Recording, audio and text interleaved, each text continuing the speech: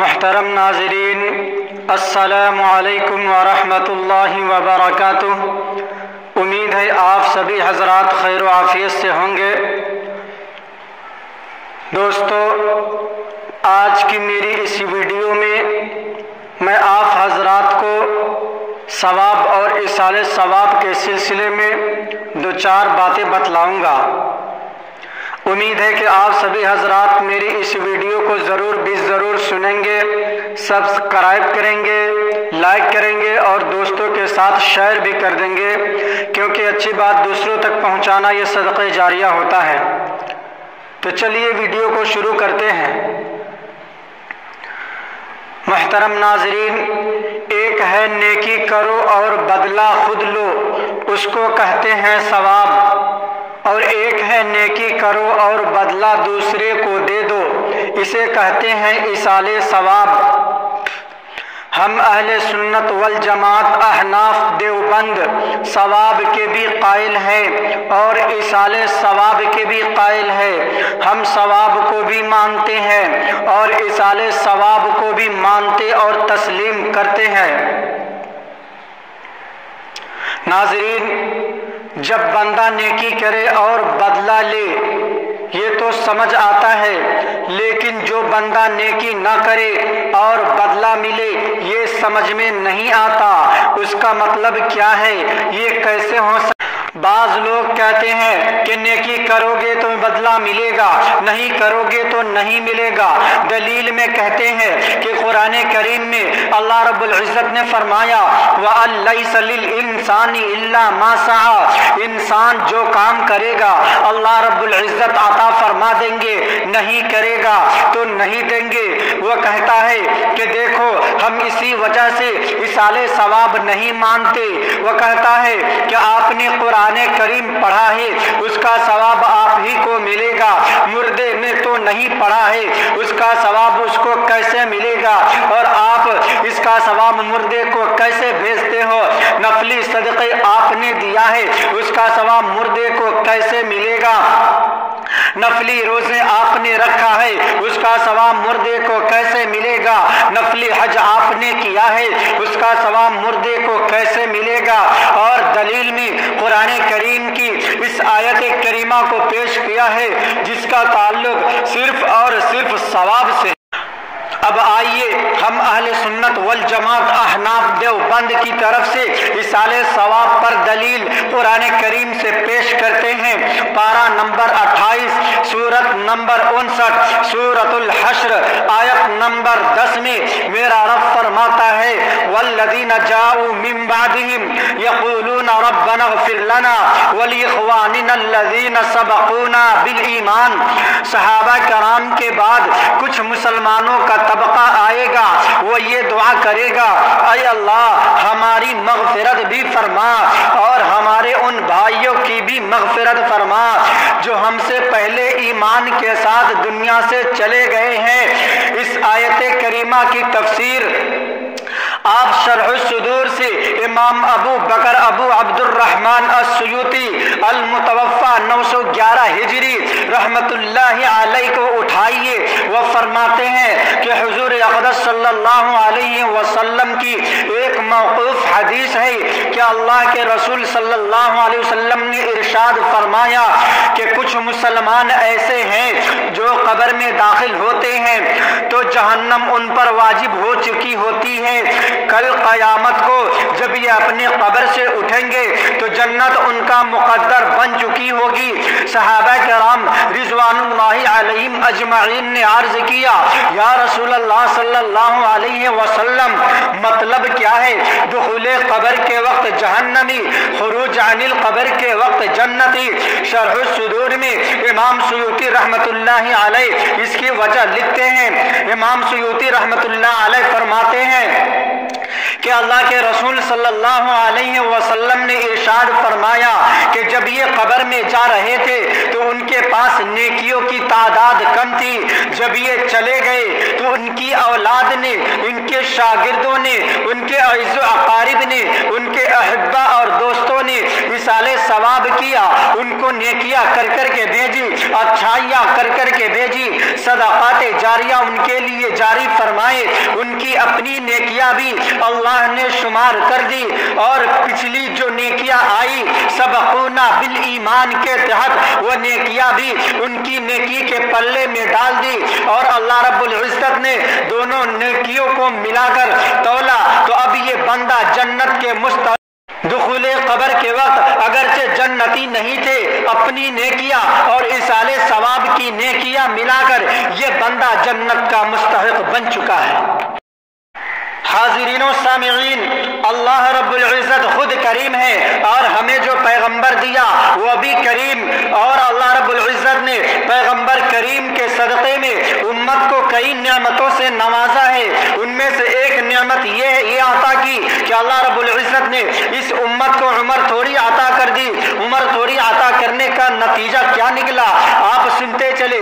گزشتہ انبیاء کرام علیہم السلام کی عمریں بہت زیادہ، نبی کی امت کی عمریں بہت زیادہ، لیکن اس نبی کی امت کی عمر اوسطاً 60 یا 70 سال بنتی ہے، لیکن عجیب بات یہ ہے کہ عمر اس کی کم ہے، مقام ان کا زیادہ ہے، عمل یہ تھوڑا کرتا ہے، اجر زیادہ پاتا ہے۔ میں نے کئی بار کہا ہے کہ چاہیے تو یہ تھا کہ عبادت کی وجہ سے اگر مقام بلند ہوتا تو ہمارے پیغمبر کا الیاذ باللہ مقام بلند نہ ہوتا، اس لیے کہ اگر مجموعہ عبادات کو دیکھے اور گزشتہ انبیاء کرام کے مجموعہ عبادات کو دیکھے اور ملائے تو بظاہر گزشتہ انبیاء کرام کے گزشتہ انبیاء کرام کی عبادات زیادہ ہے، انبیاء کے بعد جنات کی عبادات کو ملائے تو بظاہر زیادہ ہے، حضرات ملائکہ کی عبادات کو ملائے تو بظاہر زیادہ ہے۔ ہمارے پیغمبر کی عمر 63 سال ہے، ان میں سے 23 سال دور نبوت کا ہے، کہاں 23 سال کی عبادت اور کہاں 950 سال کی عبادت۔ بظاہر معلوم یہ ہوتا ہے کہ ہمارے پیغمبر کے نامہ اعمال میں بظاہر عبادات حجم میں کم ہے، مقدار میں کم ہے، مگر کیفیت ہمارے پیغمبر کو جو ملی ہے وہ کیفیت کسی اور انسان کو۔ حدیث احسان آپ نے سنی ہوگی، جس کو حدیث جبرائیل بھی کہتے ہیں، محدثین اسے ام السنہ کہتے ہیں۔ اس حدیث جبرائیل میں جبرائیل علیہ السلام نے پیغمبر علیہ السلام سے 3 سوالات کیے۔ نمبر 1، یا محمد مل اسلام، نمبر 2، یا محمد مل ایمان، نمبر 3، یا محمد مل احسان۔ جب احسان کی باری آئی تو اللہ کے پیغمبر نے فرمایا ان تعبد اللہ کأنک تراہ فإن لم تکن تراہ فإنہ یراک، کہ اے بندے اللہ رب العزت کی عبادت یوں کر گویا اللہ کو تو دیکھتا ہے، اگر یہ مقام نہیں ملتا تو یوں عبادت کر گویا اللہ تجھے دیکھتا ہے۔ ایک ہے مقام عبادت پیغمبر کا اور ایک ہے مقام عبادت امتی کا۔ نبی اور امتی کے مقام عبادت میں فرق یہ ہے کہ پیغمبر عبادت کرتا ہے ان تعبد اللہ کأنک تراہ کے مقام پر فائز ہو کر، اور امتی اس مقام پر فائز ہو کر اللہ کی عبادت نہیں کرتا، بلکہ فإنہ یراک کے مقام پر فائز ہو کر اللہ کی عبادت کرتا ہے۔ گویا پیغمبر عبادت کرتا ہے عالم مشاہدہ میں مستغرق ہو کر، اور امتی عبادت کرتا ہے عالم غیبوبت میں غرق ہو کر۔ جو عالم مشاہدہ اور عالم غیبوبت میں فرق ہے وہی فرق پیغمبر اور امتی کی عبادت میں ہے۔ اس لیے میں کہتا ہوں کہ کمیت میں فرق ہے اور کیفیت میں بھی فرق ہے۔ اگرچہ پیغمبر کی عبادات کمیت میں تھوڑی ہے مگر کیفیت میں بہت بلند ہے۔ کمیت اور کیفیت میں فرق समझने के लिए मैं एक मिसाल देता हूँ। जैसे 5 किलो गुड़ हो और 1 चुटकी स्क्रीन हो, तो देखने में 5 किलो गुड़ ज्यादा है, लेकिन कैफियत में यानी मिठास में 1 चुटकी स्क्रीन ज्यादा है।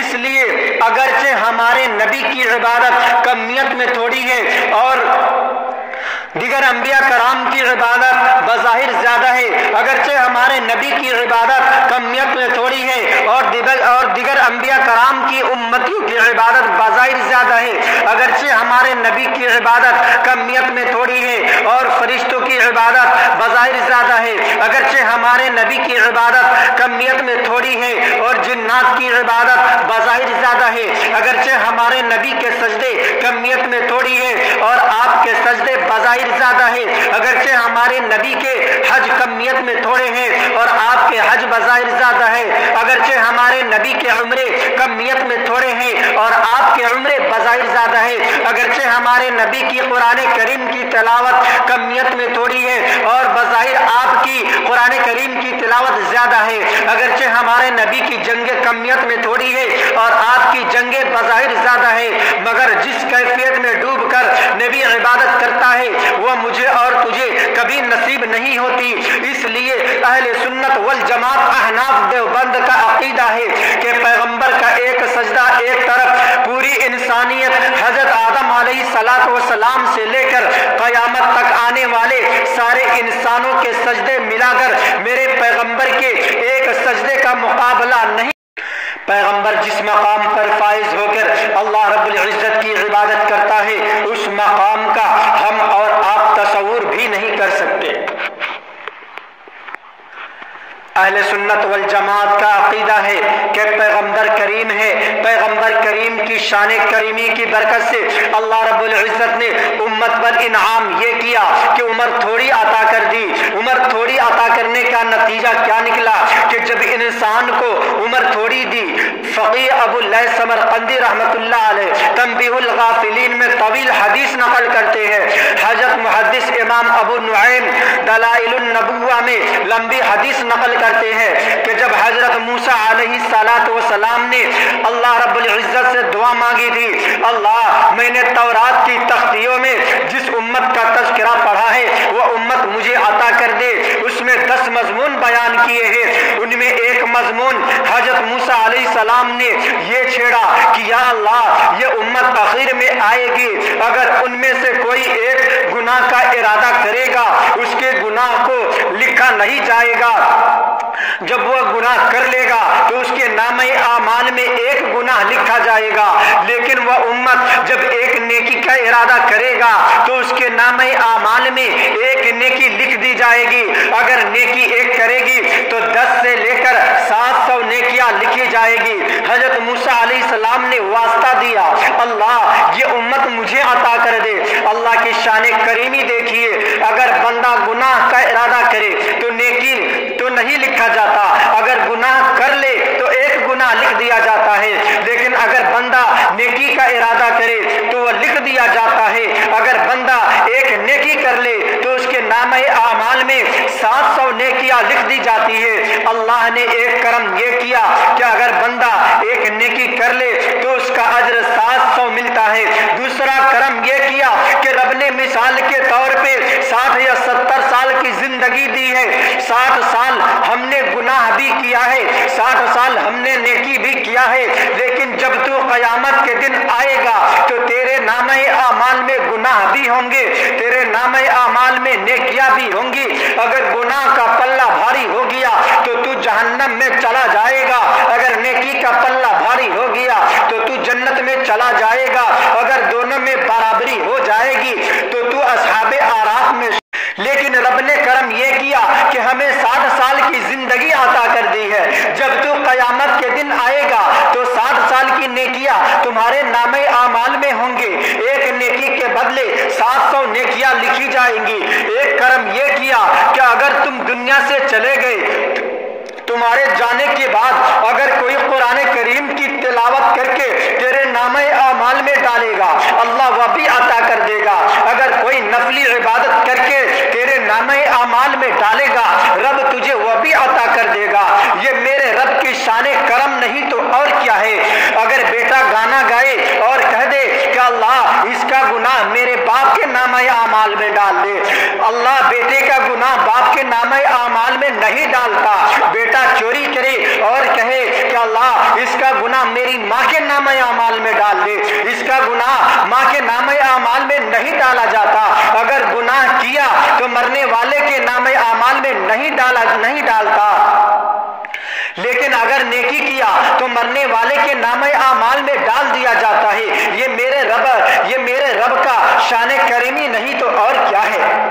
دوستو، اگر اللہ رب العزت شیطان کی طرح قیامت تک عمر عطا کر دیتے تو نتیجہ کیا نکلتا؟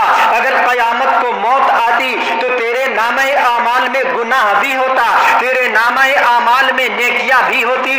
اگر گناہ زیادہ ہوتا تو تو جہنم میں چلا جاتا، اور اگر نیکیاں زیادہ ہوتی تو تو جنت میں چلا جاتا، اور اگر گناہ اور نیکی دونوں برابر ہوتا تو تو اصحاب اعراف میں شامل ہو جاتا۔ لیکن رب نے کرم یہ کیا کہ تجھے زندگی 50 سال کی دی ہے۔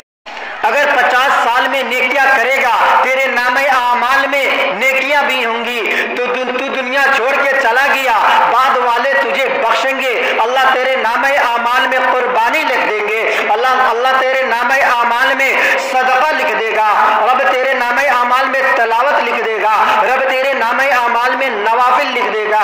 قیامت تک نوافل پڑھے جاتے رہیں گے، قیامت تک تیرے نامہ اعمال میں ثواب لکھتے چلے جائیں گے۔